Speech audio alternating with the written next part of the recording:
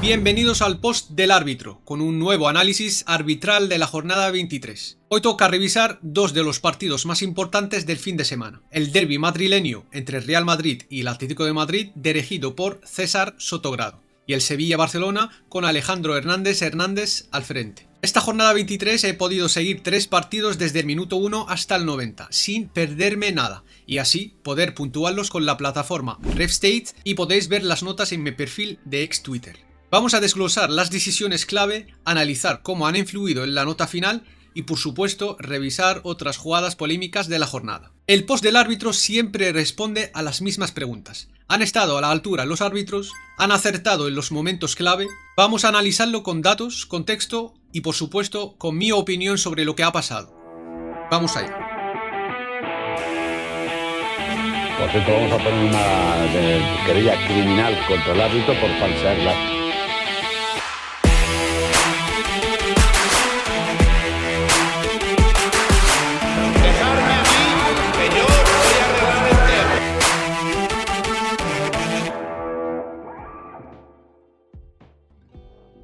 Empezamos con algunas de las jugadas más comentadas en otros partidos y analizamos si el árbitro y el VAR tomaron la decisión correcta. La primera acción que vamos a comentar va a ser del Athletic Club de Bilbao contra el Girona y el penalti de Miguel Gutiérrez sobre Jaureguizar. Minuto 39, el partido iba 0-0, Jaureguizar tenía el balón controlado y regateaba a Miguel.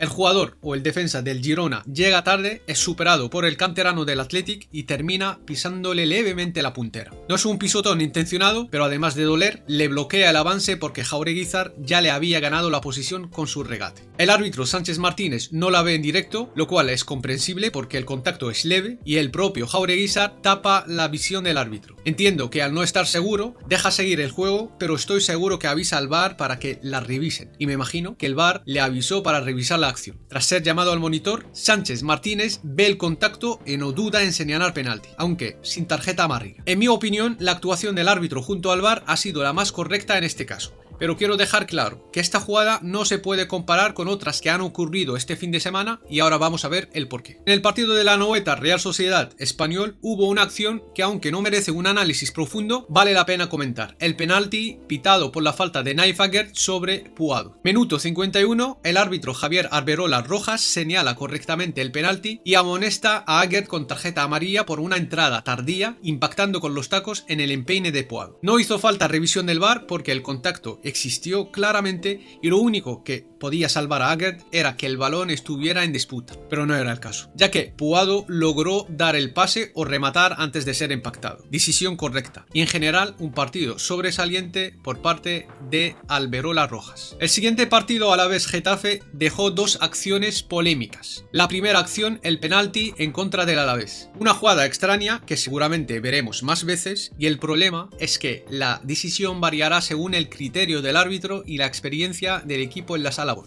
Tras un centro del Getafe al área, Abkar despeja el balón lejos, pero el movimiento del despeje, su brazo impacta en la cara de Omar Alderete. El árbitro Díaz de Mera lo ve claro desde su posición y señala penalti. El VAR no interviene porque las jugadas interpretativas deben ser del árbitro y nadie más. Aquí hay dos posturas. Quienes creen que Alderete mete la cabeza buscando el contacto y que el gesto de Abkar es natural, y quienes piensan que Abkar ya tenía la posición ganada y que su movimiento con el codo sobraba. Yo no estoy de acuerdo con el árbitro, en las repeticiones se ve que Abkar no ve a Alderete llegar y creo que el árbitro debería haber ido al monitor para revisar bien la acción. Recordemos que ver una jugada repetida no significa que el árbitro debe cambiar su decisión, sino que le da más elementos para reafirmarla o corregirla. La segunda acción, el penalti que pidió el Alavés en los últimos minutos. Repasamos la jugada. Quique García cuelga un balón al corazón del área. Al saltar Tony Martínez buscando el balón y el remate, Diego Rico le desequilibra con un empujón. La repetición mostró cómo Diego Rico se desentiende del balón y trata de impedir que Martínez remate cómodamente. El árbitro no señala penalti y me imagino que ha pedido revisar la jugada en la sala VAR, pero como el balón ha sido despejado por David Soria, entienden que el empujón no cambia el desenlace de la jugada. Volvemos al tema criterio del árbitro y de mi parte tengo que entender que un árbitro puede pitar o no jugadas como estas porque son jugadas jugadas grises entre falta que impide al jugador rematar y acción residual porque llegaba el portero en todos los casos. Y es otra jugada que podría haberse revisado en el monitor, pero si el árbitro lo ha tenido claro hablando con su equipo de árbitros, tanto el asistente como en la sala VAR, entonces decisión aceptada y ya está. Ahora vamos con los dos partidos que hemos visto al completo y donde ha habido polémica, dudas y decisiones arbitrales extrañas. Bueno, yo creo que ese penalti, si el VAR lo ha dicho, al final es un pisotón. Yo creo que es parecida, o no igual, pero parecida, ¿no? Y bueno, le han sacado tarjeta roja que podían haberle sacado amarilla perfectamente.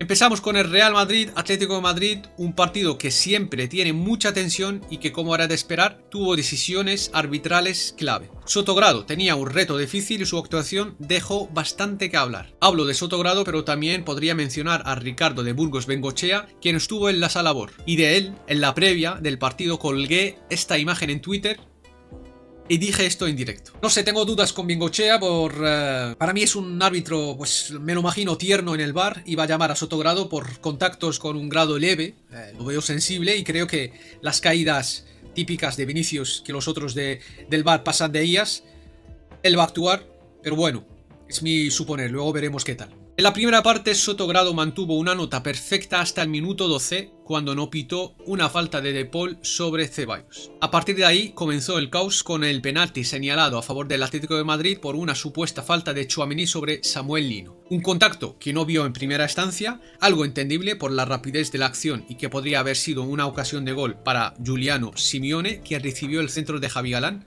El contacto de Tchouaméni, un leve pisotón sobre el empeine de Lino, fue revisado por Bengochea, quien llamó a Sotogrado para ver la jugada en el monitor. Sotogrado, condicionado por el comentario de su compañero, solo se fijó en el pisotón y en sí hubo contacto, sin analizar el origen y el desenlace de la jugada. Se tomó un par de minutos para tomar una decisión que, en mi opinión, fue incorrecta. Primero, porque el balón no estaba en disputa entre los dos jugadores, a diferencia de la acción de Jaureguizar, quien sí tenía el balón controlado. En este caso, Samuel Lino no llega a anticiparse ni a controlar el balón. Segundo, el contacto no es suficiente para considerarlo juego temerario por parte de Tchouaméni, por lo que es un contacto residual y no justifica la forma en la que Lino se deja caer. Creo que el árbitro se equivocó y se dejó influenciar demasiado por su compañero en la sala VAR. Otra acción polémica que merece ser mencionada es la desafortunada entrada de Ceballos sobre Barrios. Su pisotón en la parte interna del tobillo de Barrios ocurrió en una jugada de balón dividido. Ceballos llegó tarde y, como en la tierra hay gravedad, en algún momento tenía que apoyar su pie en el suelo. Pero al hacerlo sobre el tobillo de Barrios, el contacto es falta. Y por no controlar la inercia del movimiento, la tarjeta amarilla es correcta. Aquí es importante diferenciar entre un contacto con intención de lastimar al rival, sin opción de jugar el balón, y una acción como la de Ceballos, que hemos visto en otros partidos, como la entrada de Guillamón sobre Pedri o la polémica expulsión de Fermín en el siguiente partido. La nota final del árbitro quedó más cerca de un aceptable, pero no fue suficiente, sobre todo por la decisión del penalti. En la segunda parte, el partido se mantuvo con mucha intención, pero con pocos errores y sin demasiadas polémicas, salvo por un córner no concedido a Vinicius. En la repetición se ve claramente que el último en tocar el balón Llorente. En definitiva, un arbitraje se queda en un 6,26 de nota final. Ahora pasamos al Sevilla-Barcelona, donde Alejandro Hernández protagonizó uno de los arbitrajes más polémicos de la jornada. Fue un partido difícil de manejar, con decisiones discutidas y un VAR que no ayudó a despejar dudas. En la primera parte, la jugada más polémica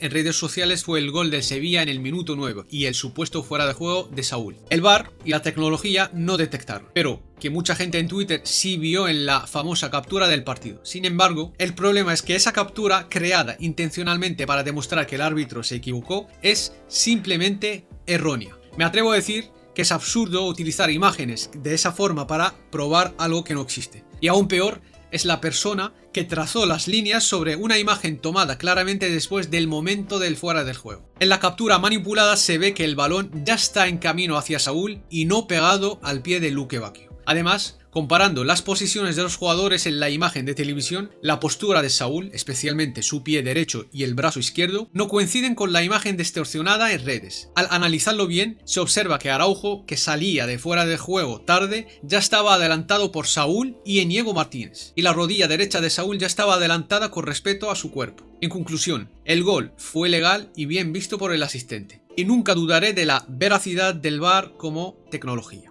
En resumen, la primera parte del árbitro fue correcta, el gol fue legal, no hubo penalti de Szczęsny sobre Romero, pero perdió puntos por perdonar 2 amarillas claras. Una a Gavi por agarrón sin balón a Romero y otra a Loic Badé por su entrada tardía sobre Lewandowski. En la segunda parte empezó el desastre de Hernández con la colaboración del VAR. Antes, en el minuto 48, anuló correctamente el gol del Sevilla por fuera de juego de Luque Bacchio, decisión confirmada por el VAR. Sin embargo, en el minuto 56, Hernández ignoró un posible penalti de Koundé por su empujón sobre Sow. Decisión correcta, porque en las repeticiones se observa el contacto, pero no es suficiente para tirar el centrocampista del Sevilla. Koundé se arriesgó mucho, pero Sow, en lugar de intentar marcar, prefirió buscar el penalti al sentir la mano de Koundé en su espalda. El VAR revisó la jugada y al no considerarla un error claro del árbitro, decidió seguir con el juego. Hubo contacto, pero no penalti. Decisión correcta. Sin embargo, en el minuto 59, Sow volvió a estar en el foco, pero esta vez como víctima de una falta peligrosa de Fermín. Inicialmente el árbitro toma la mejor decisión. Tarjeta amarilla para Fermín, quien toca y desplaza el balón correctamente, pero termina impactando en el pie de Sow de manera violenta. Te recomiendo una revisión por una potencial